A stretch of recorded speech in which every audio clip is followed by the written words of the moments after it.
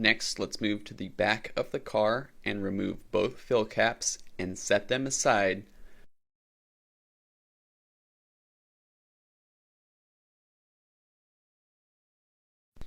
Then we'll gently lift upwards to remove the fan cover and set it to the side as well.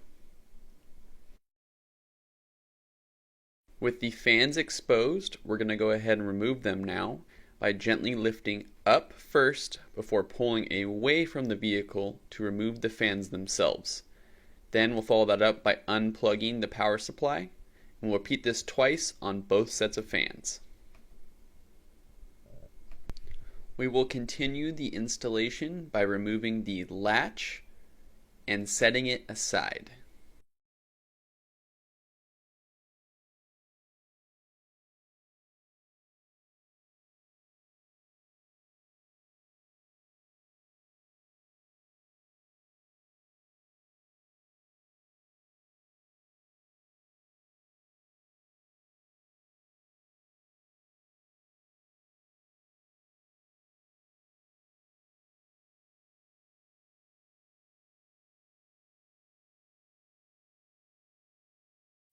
We now will have access to the turbo boost pressure sensor, or the A connection for the RaceChip wiring harness. To unplug the OEM sensor plug, we'll pull back and press down on the red locking tab. Then grab the RaceChip male connection, plugging it in and locking it in place with the gray locking tab. We'll follow this up by then grabbing the female end of the RaceChip wiring harness and plugging it into the male end of the OEM sensor plug. Make sure to lock this in place with the red locking tab. We now have access to our B connection, which will be in the center of this frame. It is towards the firewall and on top of the motor. Just like the connections on A, we'll unplug the OEM male sensor plug and plug it into the RaceChip wiring harness. Make sure to lock it in place with both the RaceChip gray locking tab and the OEM red locking tab. We'll follow this up with routing the wiring harness and making sure to avoid any hot components.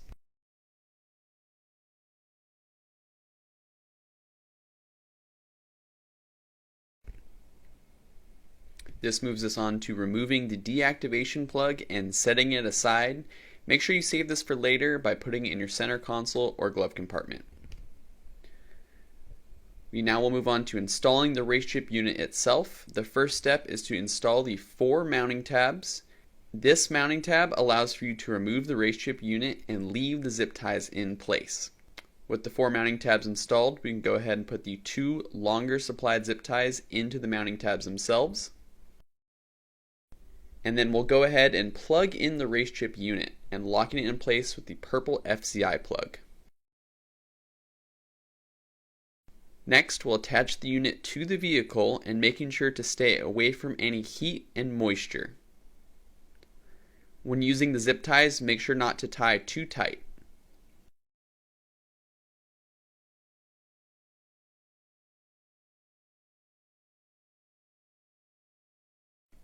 With the RaceChip unit installed, it is now time to replace the latch.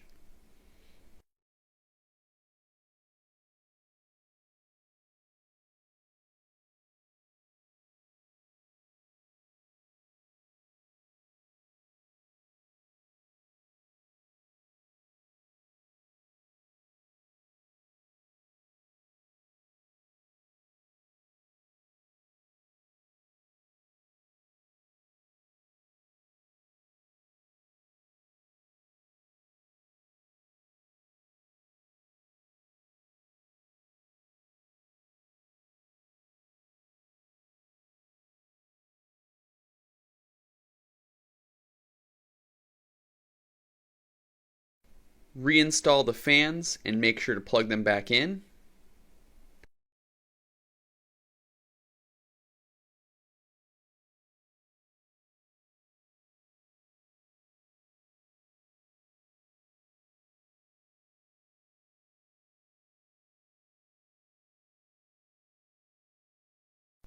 Before finally we reinsert the fan cover and screw the 2 caps back in.